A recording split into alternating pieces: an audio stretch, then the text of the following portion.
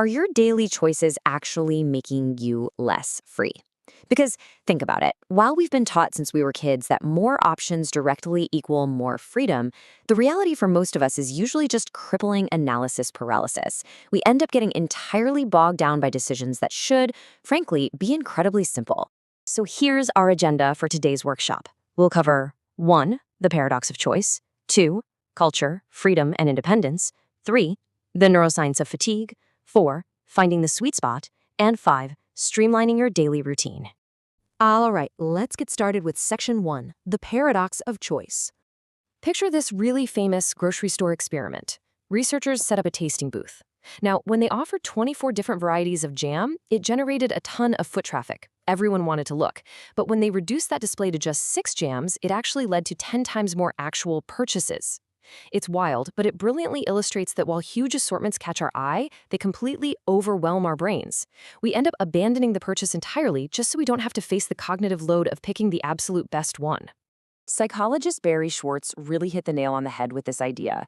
When you have dozens of options, like, say, buying a new pair of jeans, your expectations absolutely skyrocket. Back in the day, when jeans only came in 1 or 2 styles, you didn't expect perfection. But now, with 100 different washes, cuts, and fits, you expect the pair you walk out with to be flawless. And what that means is, even an objectively great choice can leave you feeling deeply disappointed because you're constantly haunted by all those imagined alternatives you left on the shelf. And this explosion of choice doesn't just stop at the shopping mall. It bleeds into super critical areas like healthcare. We call it patient autonomy, which, sounds wonderful. But often the actual burden of decision-making gets heavily shifted right onto the patient. A doctor lays out option A and option B, lists all the risks, and then basically says, what do you want to do? The patient, who is already sick and lacks medical expertise, is suddenly forced to make a massive, high-stakes call. It drastically increases our daily cognitive load, turning us into exhausted managers of our own health, identity, and lives. Which brings us to section 2, culture, freedom, and independence.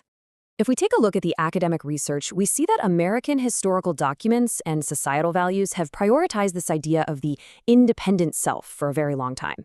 We have this deep-seated cultural assumption that individual choice is literally the ultimate engine of freedom and happiness. We raise our kids to be independent, to constantly express their unique preferences, and to view choice as the definitive mark of a truly free person. And this brilliantly illustrates the divide across the globe. While Westerners view choice as a necessary act of independence, a lot of collectivist societies value what's called an interdependent self. In these non-Western cultures, fitting in, observing social obligations, and adjusting to others is prized way above individual self-expression. To them, well-being actually comes from harmony in relationships, not necessarily from always having things your way. You can see this crucial point perfectly in this fascinating airport study. Researchers offered travelers a pen as a thank you gift from a handful of pens, say 4 blue ones and 1 green one. 78% of European Americans grabbed the uniquely colored pen, basically using that tiny micro-decision to express their individuality. But only 31% of East Asians did the same. The vast majority chose the common color to blend in. So what does this tell us? It shows that our default preference for uniqueness and constant choice is a culturally constructed habit. It's not some universal biological mandate. We see this play out again in a really interesting study of 7 to 9-year-old kids solving word puzzles. The European American kids did their absolute best when they got to choose the puzzle themselves. But children from independent cultural backgrounds actually thrived and worked longer when they believed their mothers had chosen the task for them. It completely challenges the American expectation that personal choice always yields the best results. Sometimes leaning on trusted others removes the burden of choice and actually boosts our motivation. Let's move on to the biological side of things in section 3, the neuroscience of fatigue. Have you ever wondered why you literally cannot decide what to eat for dinner after a long day of meetings? Well, decision fatigue is not a personal failing, so let yourself off the hook. It's a highly observable biological event. As you make choices throughout the day, your prefrontal cortex, which is basically the executive center of your brain, gets completely overloaded.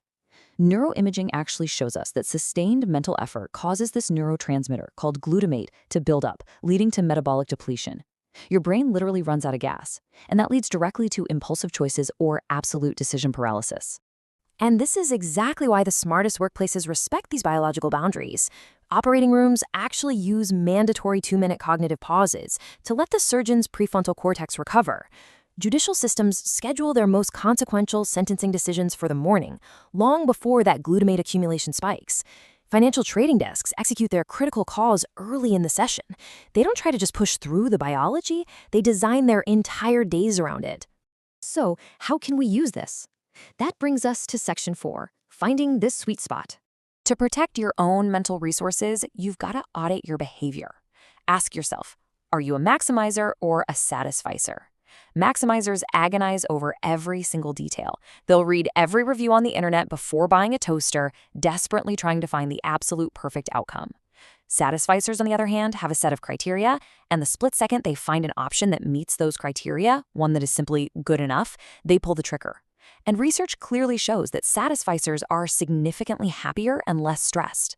So we need to consciously shift our mindset toward being a satisficer. Finding that sweet spot means actively using a practice called pre-filtering. You have to deliberately limit your options. If you're looking for a hotel, only let yourself look at 3 instead of endlessly scrolling through 30. By cutting off that endless stream of alternatives right at the start, you significantly reduce your risk of regret and decision anxiety. Plus, you save your brain's precious metabolic power for the things that actually matter. Let's make this totally actionable. Section 5, streamlining your daily routine. Here is your practical toolkit for your busy household. First, set hard time limits on your research. Give yourself exactly 20 minutes to research a new vacuum cleaner. And when that timer rings, you just buy one. Second, force yourself to make minor decisions instantly. And third, when you catch yourself ruminating and overthinking a choice you've already made, literally step away. Remind yourself that further rumination won't yield new insights, it's just going to build up more of that glutamate in your brain. You can practice these rapid-fire tactics immediately. Tonight, pick a restaurant without reading the Yelp reviews. No way, right? But try it. At the grocery store, grab the brand name cereal instantly, instead of comparing the sugar content of 5 different boxes. Take a walk without mapping out a route. Retrain your brain to skip the endless optimization process and just simply enjoy the outcome. The whole goal of this choice architecture is to intentionally segment your life. High-involvement decisions, like buying a home, picking health insurance, or choosing a career path, those absolutely require your attention and cognitive processing. But low-involvement choices, those should be automated or restricted.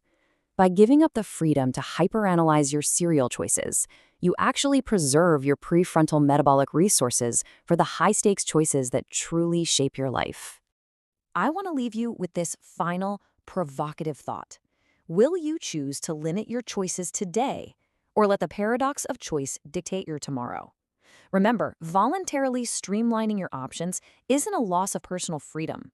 By fiercely protecting your energy, your time, and your mental clarity, it is actually the ultimate strategy for taking your freedom back.